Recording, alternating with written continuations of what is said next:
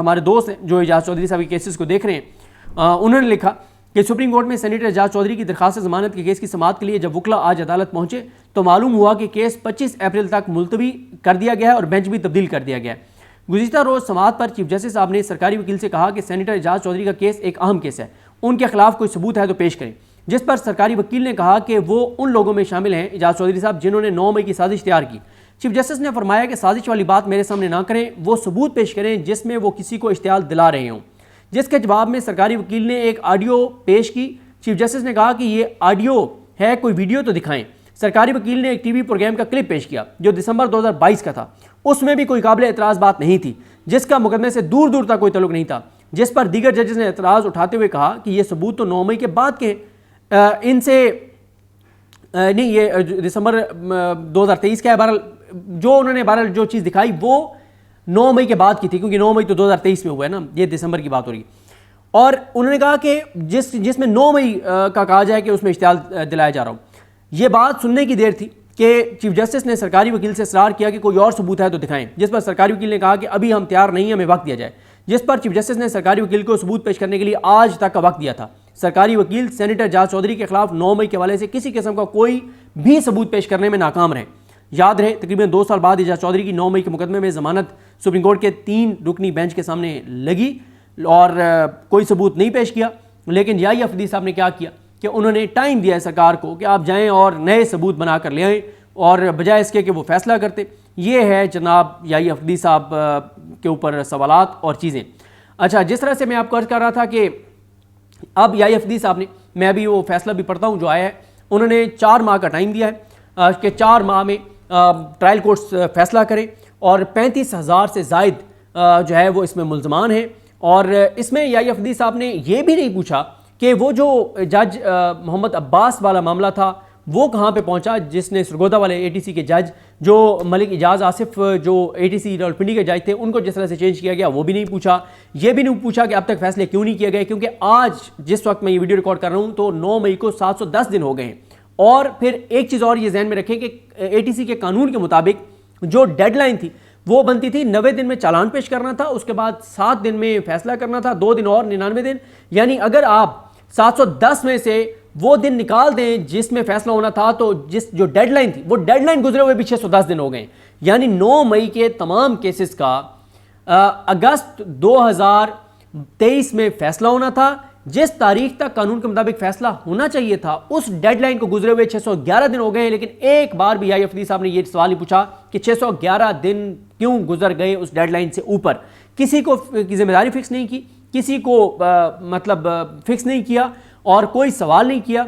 और अब 20-21 अगस्त की डेडलाइन मुकर्रर कर दी गई है कि 20-21 अगस्त तक 9 मई के तमाम केसेस का फैसला कर दिया जाए, सैकड़ों FIR का फैसला कर दिया जाए। हालांकि इस पे बड़े सवालात हैं। समीर खोसा साहब बहुत ज़बरदस्त वकील हैं, लायक वकील हैं। उन्होंने जो मतीउल्लाह जान साहब को इंटरव्यू दिया उसमें भी उन्होंने सारा बताया। वो रज़ा अली और खिज़र अब्बास के भी कुछ केसेस में वकील हैं। उन्होंने रज़ा अली का बताया कि रज़ा अली जो हैं उनके ऊपर इल्ज़ाम ये लगा कि उन्होंने पुलिस वाले को जो है वो पत्थर मारा और पुलिस वाले का दांत टूट गया। एक और बंदे के ऊपर भी ये इल्ज़ाम लगा कि ये वो बंदा था, शनाख्त परेड में पुलिस वाले ने कहा ये था जिसने मुझे पत्थर मारा और मेरा दांत टूटा। एक और का कहा ये भी था, इसने भी मुझे पत्थर मारा, मेरा दांत टूटा।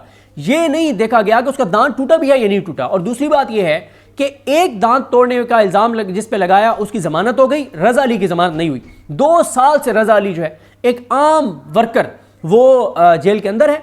उसकी फैमिली आज भी, मेरी उनकी फैमिली से बात होती है, आज भी वो इस्तकामत के साथ खड़े हुए हैं, लेकिन दुखी हैं, तकलीफ में कि ये हमारे मुल्क के अंदर क्या हो रहा है।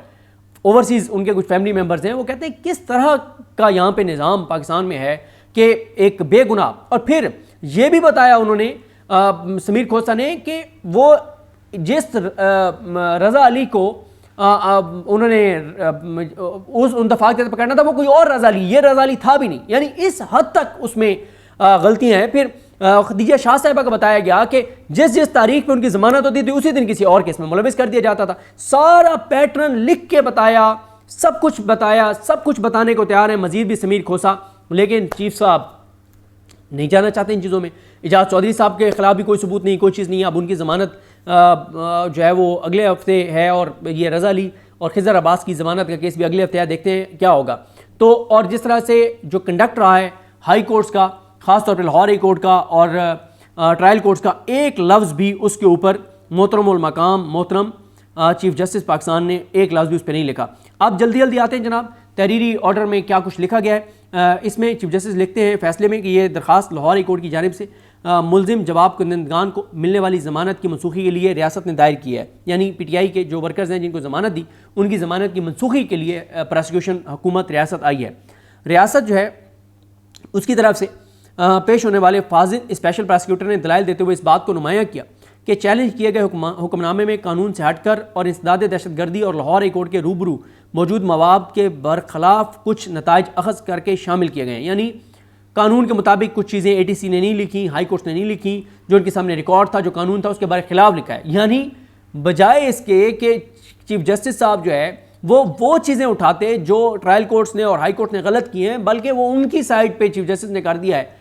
मतलब उनके खिलाफ जो चीज़ें थी वो भी एक तरह से हज़फ कर दी और ख़त्म कर दी हैं। आगे कहा गया कि उसने प्रोसिक्यूटर ने बताया कि चालान जमा हो गया। पैराग्राफ नंबर 4 में ये कहा गया कि तमाम ये नोट किया गया है कि इस अदालत के लिए मेरिट पर कोई नतीजा अखज़ करना मुनासिब नहीं होगा। हाँ नहीं, मेरिट पे कोई नहीं है। एक एक बंदे को 10-10 केसों में पकड़ा गया है, बेगुनाहों को रखा गया है, इंसानी हकूक़ की पामालियाँ अगर हुई हैं, जो कुछ हुआ है, ये अदालत का वो कहते हैं कि अभी ये काम नहीं है कि हम मेरिट के ऊपर चीज़ों को देखें 2 साल बाद भी। ऐसा ना हो कि इससे ट्रायल के दौरान किसी भी फरीक का केस मुतासर हो जाए। हमें इंसदाद दहशतगर्दी एक्ट 1997 की दफ़ा 19 ज़ेली दफ़ा 7 का इदराक है, जिसके तहत इंसदाद दहशतगर्दी की अदालतें 7 दिन के अंदर फैसला करने की पाबंद हैं। यानी जब चालान पेश होगा 90 दिन के अंदर पेश करना होगा और फिर 7 दिन में फैसला करने की पाबंद है।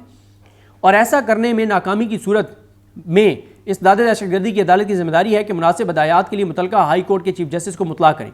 तमाम मखसूस हालात, कौन से मखसूस हालात लिखे ना आप, क्या मखसूस हालात हैं?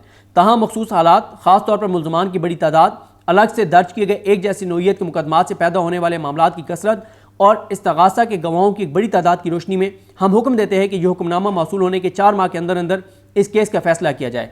हम इंसदाद दहशतगर्दी अदालत को मजीद हुक्म देते हैं कि वह इस बात को यकीनी बनाए कि जवाब कुनिंदा मुल्ज़मान के मुस्तमाना ट्रायल के हक़ में किसी भी तरह की रुकावट नहीं डालनी चाहिए। वाह वाह, क्या बात है। याई अफदी साहब आलिया नीलम साहिबा के लगाए गए ATC के जजेस को फरमा रहे हैं कि बस मेरिट पे फैसले करो। ये उसी तरह से ये है कि एक जज ने कहा जल्दी जल्दी दलाइल मुकम्मल करो, मैंने सज़ा सुनानी है। आगे वो कहते हैं कि इस सिलसिले में हमें बताया गया कि कुछ मामलात में जवाब कुनिंदा मुल्ज़मान को मुतअद्दिद FIRs में नामजद किया गया, जिसमें मुकदमात चल रहे हैं जो इंसदाद दहशतगर्दी की मुख्तलिफ अदालतों के रूबरू ज़ेर समात हैं।